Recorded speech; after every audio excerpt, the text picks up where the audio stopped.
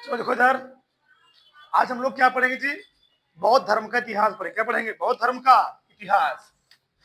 बौद्ध धर्म का ऐसा इतिहास पढ़ेंगे, इससे रिलेटेड कोई भी वनडे एग्जाम होगा, इससे बाहर प्रश्न आएगा, कभी नहीं, जीवन में नहीं आएगा इससे बाहर। समझा इधर? हम विस्तार से पूरा मैंने यहाँ पर लिखा हुआ है। समझा इधर? समझ ध्यान से पूरा मेन चीजें।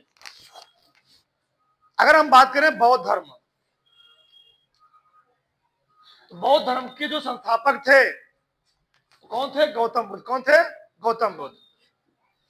इनको यानी गौतम बुद्ध को एशिया का ज्योतिपुंज कहा जाता है। जितना जैन धर्म का प्रचार प्रसार नहीं हुआ, उससे कहीं तक किसका प्रचार प्रसार हुआ था? बौद्ध धर्म का। जैन धर्म का मान लो अपने देश तक ही सीमित रहा प्रचार प्रसार, लेकिन बौद्ध धर्म का प्रचार चाइना में, श्रीलंका में भी क्या हुआ? इसका प्रचार प्रसार हुआ वहां पर। मतलब बाहर के देशों में क्या हुआ? इसका प्रचार प्रसार हुआ। तो बौद्ध धर्म के संस्थापक कौन है जी? गौतम बुद्ध है। गौतम बुद्ध को एशिया का ज्योतिपुंज कहा था। एशिया का ज्योतिपुंज गौतम बुद्ध को। गौतम बुद्ध का जो जन्म हुआ था वह 553 ईस्वी पूर्व में कपिलवस्तु लुम्बिनी नामक कहां पर हुआ था? नेपाल में हुआ था। गौतम बुद्ध का जन्म 553 ईस्वी पूर्व में कपिलवस्तु कहां हुआ था? लुम्बिनी नेपाल में हुआ था। पड़ता नेपाल में। आगे जो प्रश्न एग्जाम में पूछा आता है कि गौतम बुद्ध के पिता का नाम क्या था? शुद्धोधन। शुद्धोधन एक महाराजा सम्राट थे। क्या थे? सम्राट थे। एक शुद्धोधन। माता नाम क्या था इनके? माया देवी। क्या नाम था? माया देवी। इनकी मौसी कौन थी? प्रजापति गौतमी। कौन? प्रजापति। जो इनका लालन पालन की थी बचपन में, पालन पोषण यही की थी प्रजापति गौतमी। इनकी मम्मी मर गई थी शायद, ठीक है, यही पालन पोषण पूरा की शायद। पत्नी कौन थी इनकी?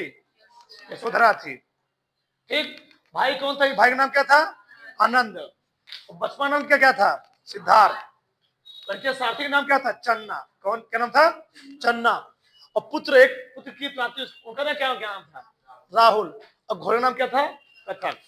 देखो, गौतम बुद्ध से संबंधित सोचो, एक सम्राट का लड़का, महाराजा सम्राट शुद्धोधन महाराजा, उनके लड़के जब जन्म नहीं लिए थे, मतलब माया देवी के पेट में पल रहे थे, तो ऋषि मुनियों ने भविष्य क्या, जब जन्म लिए कुछ समय बाद, तो ऋषि मुनियों ने बताया था कि आपका बेटा दो चीज बनेगा जीवन में आगे चलने पर। या तो बहुत बड़ा क्या बनेगा? ऋषि महात्मा साधु बनेगा, तो क्या बनेगा? बहुत बड़ा राजा बनेगा। दो चीज बनेगी, इसके लिए कुछ नहीं बनेगा। ठीक। अब हुआ क्या? शुद्धोधन को एक बात चलने लगी कि हमारा राज्य, अगर हमारा पुत्र अगर क्या बन जाएगा? साधु बन जाएगा, तो क्या होगा? समाज का आगे चल के भविष्य में कौन क्या करेगा? इसकी देखरेख कौन करेगा? ये बात उनको खटकने लगती थी, जो सोचते थे शुद्धोधन। इन्होंने क्या किया?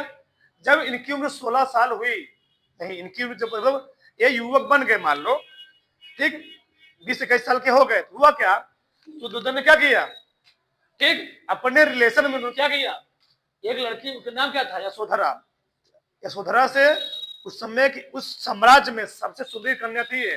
कौन? यशोधरा। तो सबसे सुंदर कन्या से शुद्धोधन क्या किया? इनका शादी कर दिया। ठीक।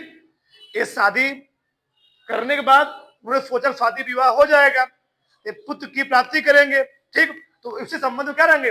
बधे रहेंगे, उसी मोह माया में फंसे रहेंगे, तो कहीं जा नहीं पाएंगे। और इससे हमारे साम्राज्य क्या रहेगा? आगे चल के क्या होगा? देख रेख सुचारू रूप से करेंगे। लेकिन यहाँ पर कुछ उल्टा होने वाला था। ये जो लिखा गया तो होगा ही। अब हुआ क्या? शादी भी हो गया, इनके कुछ समय बाद लड़के भी हो गए। लड़के का नाम क्या है? राहुल नाम है। अब एक दिन इनको समझ में आया, इन्होंने राजा से कहा, शुद्धोधन से कहा कि आपने इतना बड़ा साम्राज्य बनाया हुआ है, मेरी मनसा है कि मैं आपके साम्राज्य को दिखाना चाहता हूं। तो राजा शुद्धोधन क्या हो गए? परेशान हो गए कि अभी सोचो, अभी इनकी उम्र इतना हो चुकी है, अभी तक ये कभी महल के बाहर नहीं गए हुए। कहां पर है? महल के अंदर ही है अभी। सोचो, सही बात है सर। ठीक। हुआ कि इनकी मनसा हुई, तो राजा शुद्धोधन क्या किए? पूरे महल को सजवा दिया, आसपास जो सराउंडिंग एरिया, तो पूरा क्या किए? पूरा सजवा दिए, इनको कहीं कुछ दिखने ना पाए। अबे अपने साथी चन्ना के साथ निकल गए महल और बाहर निकल गए। इन्होंने क्या देखा? 4 व्यक्ति देखा इन्होंने, 4 व्यक्ति। पहला क्या देखा उन्होंने? बूढ़ा व्यक्ति देखा। तो उन्होंने सारथी चन्ना से पूछा ये कौन है? तो उन्होंने बोला बूढ़ा व्यक्ति है। पूछे हो, छोटे बच्चे हैं, पूछे हो कि क्या ये हमको भी आएगा, ऐसी अवस्था हमको भी आएगी? तो चन्ना ने कहा हाँ आपको भी ऐसी अवस्था आएगी। फिर कौन मिला? बीमार व्यक्ति मिला। पूछे कौन है? बीमार व्यक्ति है, क्या हमको भी ऐसी अवस्था आएगी? बोले हाँ आपको भी ऐसी अवस्था आएगी। मित्र व्यक्ति देखा, कोई क्या 100 लेकर जा रहे थे लोग, ठीक, बोले क्या है भी? बोले 100 है। क्या है? मृत व्यक्ति है। ये क्या अपने जीवन का समय व्यतीत कर चुका है धरती पर, कहां जा रहा है? ऊपर जाने वाला है। अगला क्या? सन्यासी। सन्यासी ये क्या जी? ये मोह माया दूर हो चुका है, पूरा भव बंधन से दूर हो चुका है। ये क्या? भगवान में अब लीन होने के कगार पर है, ठीक। तो जब इन्होंने देखा, जब घर पर आए, इनकी आत्मा को ठेस पहुंचने लगी। मैं इस चीज के लिए जन्म नहीं लिया हूं कि मैं इस मोह माया में बता रहा हूं, एक पुत्र की वजह से, एक पत्नी की वजह से मैं इसमें फंसा रहा हूं। इनको रात में बातें ठेसने लगी, मैं आत्मा को ग्लानि पहुंचाने लगी। तो इन्होंने क्या किया? कुछ समय बाद इन्होंने अपने बड़े भाई आनंद से रात में सो, पत्नी लड़के सो रहे हैं, रात में क्या किया? परमिशन लिया, आज्ञा लिया। फिर चन्ना के साथ, नहीं, चन्ना के साथ कहां चले गए? घोड़े के साथ चले गए। अब चन्ना ने वहां छोड़ दिया, ये चले गए। अब क्या चले गए? पूरा अपना वेश पूरा बदल दिए, जो पूरा था सब उतार दिए। फिर क्या बन गए? साधु महात्मा बन गए। अब हुआ क्या? 29 वर्ष की आयु में गृह त्याग किए। कितने जी? 29 वर्ष की आयु में पूछा जाता है कि महात्मा बुद्ध ने कितने वर्ष के अपना घर त्यागा था? तो 29 वर्ष की आयु में। तो 29 वर्ष की आयु में गौतम बुद्ध ने अपना गृह त्याग दिया था, 29 वर्ष की आयु में। और ज्ञान की जो प्राप्ति हुई थी 6 साल के बाद, 29 6 35 जी, 29 6 35, 35वें वर्ष हुआ, यानी 6 वर्ष की कठिन तपस्या के बाद, ठीक, बैसाख की पूर्णिमा की रात निरंजना फाल्गुन नदी किनारे, ठीक, बिहार में पीपल वृक्ष के नीचे, बहुत मेन पॉइंट है, हर लाइन बहुत इंपॉर्टेंट है। निरंजना फाल्गुन नदी पूछा जाता है किस नदी किनारे गौतम बुद्ध को ज्ञान की प्राप्ति हुई थी? निरंजना नदी किनारे। और कौन सा पेड़ था? पीपल वृक्ष। कौन पेड़ है? पीपल वृक्ष है। और किस राज्य में? बिहार में। बिहार में हुआ क्या? एक लड़की थी, उसका नाम था सुजाता। क्या नाम था? सुजाता नामक कन्या थी। सुजाता नामक कन्या थी। ये जिस पेड़ के नीचे बैठे, पेपर किसके? पीपल के। पीपल हम लोग जानते हैं शनि देवता से निवास करते हैं ना, शनि देव, इंद्र शनि देव होते हैं। तो लड़की उस पीपल के सामने से एक कुछ अपनी मनसा मांग, पीपल देव शनि देव से मांगी हुई थी कि हमको जिस दिन एक लड़का मिल जाएगा, ठीक, हमको लड़के की प्राप्ति हो जाएगी, हम आपको खीर चढ़ाएंगे। अब हुआ क्या? सुजाता नामक कन्या को कुछ समय के बाद एक लड़का उत्पन्न हुआ। लड़का उत्पन्न, खुश हुई, और खुश होने के बाद वो पीपल पेड़ के नीचे क्या चढ़ाने के लिए आए? खीर चढ़ाने के लिए आए। और यहाँ पर महात्मा गौतम बुद्ध क्या हो चुके हैं? महात्मा गौतम बुद्ध एकदम घोर लीन समाधि में क्या है? लीन है। पूरा शरीर क्या हो चुका है? 6 वर्ष तक हवा पी के जी रहे हैं, ठीक, पूरा क्या है?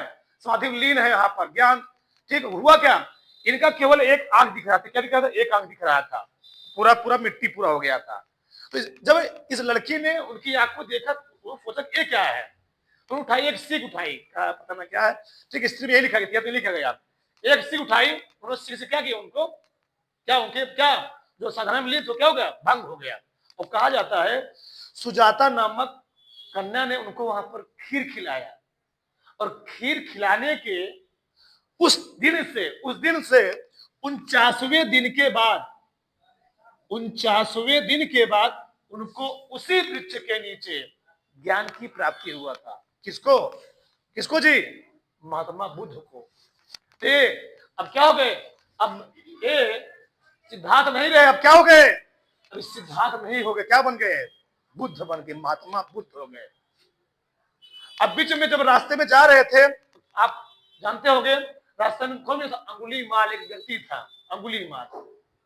और लोगों के, जो भी लोग रास्ते में जंगल में जाते थे, उनकी पूरा लूट पाट करके उनकी अंगुली क्या करता था? काट लेता था, पूरा लूट लिया।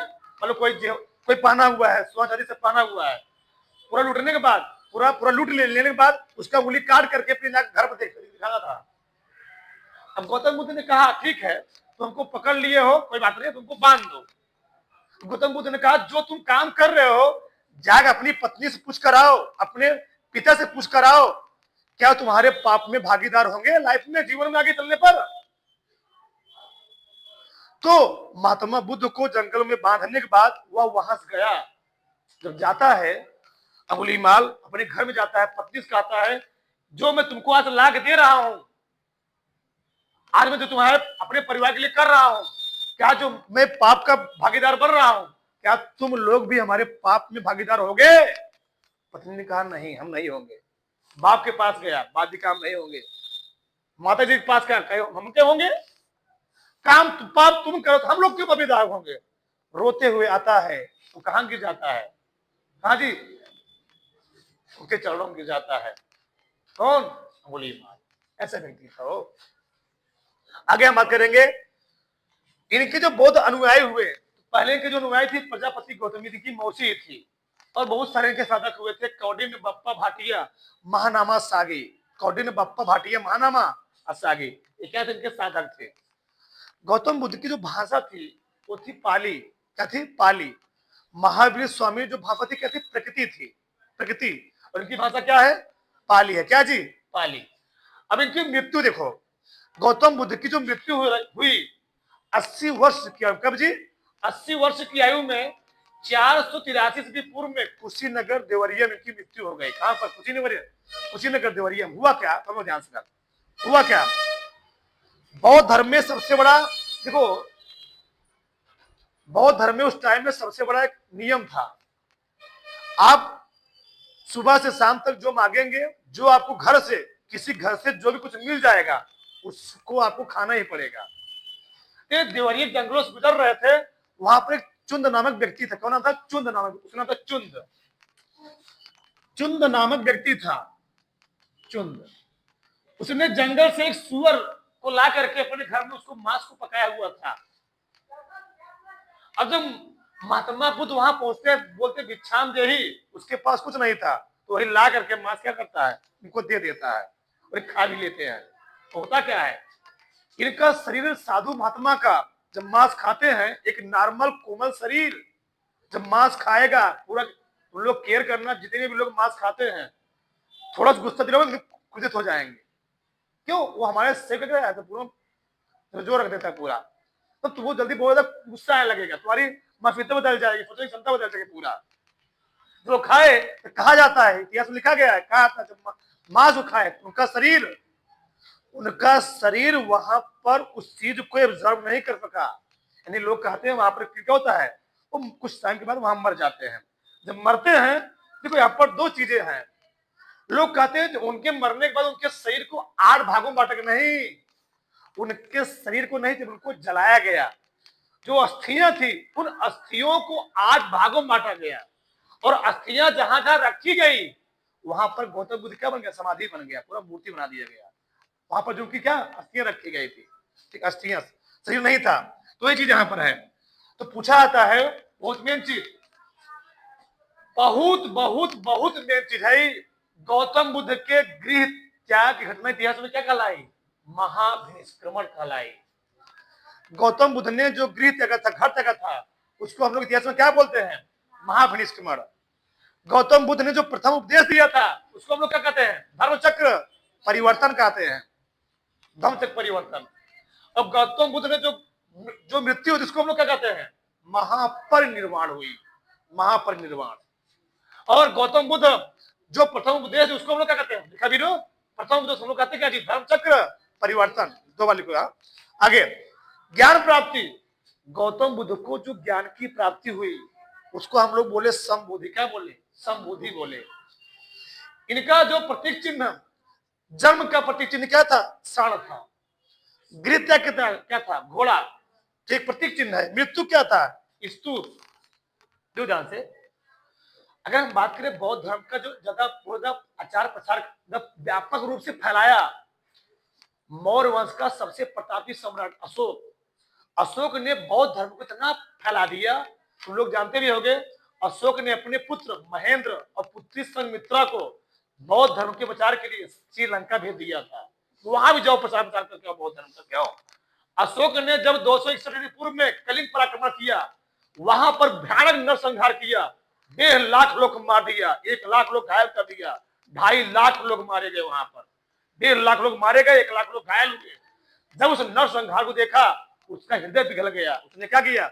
उपगुप्त नामक बौद्ध भिक्षु क्या किया? वहां पर दीक्षा लिया। उसने कसम खाई, अब मैं जीवन में कभी भी कोई भी नरसंहार नहीं करूंगा। कसम खाई उसने। क्यों? कलिंग कहां पड़ता था? कलिंग पड़ता पश्चिम बंगाल वाले इलाके साइड में, पश्चिम बंगाल में पहले। और पश्चिम बंगाल क्षेत्र क्या था? एक अविजय क्षेत्र था। वहां पर सोने खान, बहुत सारी, पूरा जंगल एरिया, हाथी घोड़े, सोना, पूरा चांदी भंडार था। इसलिए कलिंग को कोई जीत नहीं पा रहा था। लेकिन अशोक ने जब चढ़ाई किया, इतना नरसंहार किया, वहां पर लोग त्राहिमाम मान गए। और अशोक ने वहीं पर देखा, आकर के उसने उपगुप्त नामक बौद्ध भिक्षु क्या किया था? उन्होंने बौद्ध धर्म की अच्छा क्या किया? ग्रहण कर लिया। और उसने इंडिया में 1-2 नहीं, 84,000 बौद्ध स्तूप निर्माण करवाया। किसने? अशोक ने। और तुम लोग जानते भी होंगे, आज भी वाराणसी में, कहां पर? वाराणसी में अशोक का सारनाथ, तो नहीं सुने हो? सारनाथ स्तंभ, अशोक स्तंभ, सारनाथ का अशोक स्तंभ अशोक ने बनवाया था। इसी प्रकार से बहुत सारे स्तंभ निर्माण करवाया अशोक ने। ठीक, तो गृह त्याग हम लोग कहते हैं महापरिष्क्रमण, प्रथम उद्देश्य धर्मचक्र परिवर्तन, मृत्यु महापरिनिर्वाण। ठीक, चीजें हुआ। अब यार, जो बौद्ध धर्म संगीतियां हुई, जो बौद्ध संगीति हुई, समितियां हुई, बौद्ध समितियां मुख्य रूप से हुई 4 ठू। ठीक है, हमने 2 ही लिखा। प्रथम जो हुई थी 483 से पूर्व में हुई थी। कहां हुई थी? राजगृह में हुई थी। अजात शत्रु, मगध वंश का राजा था। कौन था? अजात शत्रु था। ठीक, अध्यक्ष कौन थे? महाकश्यप। ठीक, आगे बौद्ध धर्म का जो सबसे अंतिम संगीति समिति हुई थी, कौन हुई थी? प्रथम शताब्दी में कुंडल वन में हुई थी। इस समय शासक था कौन था? कनिष्क था। कौन था? कनिष्क था। और जो अध्यक्ष कौन था? वसुमित्र था। वसुमित्र। सोचो, अशोक से पहले भी उसका बेटा बिंदुसार था। और बिंदुसार पहले कौन था? चंद्रगुप्त मौर्य बैठा था। पहले मैं बात कर रहा हूं। चंद्रगुप्त मौर्य और चाणक्य ने ग्रंथ को परास्त करके एक अखंड भारत क्या किया थी जी? एक अखंड भारत का निर्माण किया था। अखंड भारत। सोचो, ये होता है एक दृढ़ इच्छा शक्ति। सोचो, न चाणक्य के पास न चंद्रगुप्त के पास कुछ ना होते हुए भी उन लोगों ने क्या किया? एक महान प्रतापी राजा, जिसके सामने सिकंदर भी जाने से डर गया था, उसको लोग क्या कर दिए थे? परास्त कर दिए थे। कौन? चाणक्य, यानी कौटिल्य, यानी विष्णुगुप्त, जिसको हम लोग कहते हैं। यानी कौटिल्य और चंद्रगुप्त मौर्य ने मिलकर क्या किया? ग्रंथ को परास्त किया। परास्त नहीं किया, बल्कि उसके पूरे समूचे साम्राज्य को नष्ट करके वहां चंद्रगुप्त मौर्य क्या बना? राजा भी बना। ठीक, तो एक पिपली, जो चंद्रगुप्त जो मौर्य थे, वो पिपलीवान के राजा के लड़के थे। उनका नाम था मुरा। उनकी माता नाम का मुरा नाम था। बहुत बड़ी कहानी आप बताएंगे वहां पर। ठीक, एक चीज पूरा है यहाँ पर। अब समझ इधर ये हो गया। बौद्ध धर्म में गौतम बुद्ध ने 8 अष्टांगिक मार्ग बताए हैं। सम्यक दृष्टि, सम्यक संकल्प, सम्यक वाक, सम्यक वर्मान, सम्यक आजीव, सम्यक व्यायाम, सम्यक स्मृति, सम्यक समाधि। ये हो गया। आगे जो बौद्ध धर्म से रिलेटेड कुछ महत्वपूर्ण प्रश्न एग्जाम में आते हैं। पहला इस प्रश्न क्या है? भारत में पूजित होने वाली पहली मानव प्रतिमा कौन सी है? तो बौद्ध धर्म कौन सी है? गौतम बुद्ध की है। यानी भारत देश में सबसे पहले किस मानव प्रतिमा की पूजा की गई थी? गौतम बुद्ध को, गौतम बुद्ध की। बोधि वृक्ष कटवाने का आदेश किसने दिया था? शिव भक्त शशांक ने। देखो, बोधि वृक्ष क्या था? जिस वृक्ष के नीचे बैठ करके गौतम बुद्ध की क्या प्राप्ति हुई थी? ज्ञान की प्राप्ति हुई थी। उसको कौन कटवा दिया था? शशांक ने कटवा दिया था। ठीक, सैकड़ों बौद्धों की हत्या करने वाला कौन था? हुड़ राजा मिहिरकुल। कौन था? हुड़ राजा मिहिरकुल था। युद्ध के जन्म स्थान का संकेत, मतलब बुद्ध के जन्म स्थान का संकेत हमको कहां मिलता है? रुक्मिणी देवी स्तंभ लेख से मिलता है। युद्ध नहीं, बुद्ध थी ना। ठीक। तो बुद्ध के जन्म स्थान का संकेत कहां मिलता है मुझे? रुम्मीदेई स्तंभ लेख से मिलता है। बहुत मेन प्रश्न है। आगे, बौद्धों का सबसे प्रसिद्ध त्योहार क्या है? बैसाख की पूर्णिमा, जिसको कहते हैं गुरु पूर्णिमा ना जी। हाँ, ठीक। ये पूरा था बौद्ध धर्म के बारे में इतिहास। और बौद्ध धर्म की बहुत कुछ जानकारी लेना हो तो कहा तुम चले जाओ, बिहार यानी बौद्ध गया चले जाओ, तुमको बौद्ध धर्म बारे में पूरा विस्तार से जानकारी मिल जाएगी। ठीक, ठीक है ना? थोड़ा से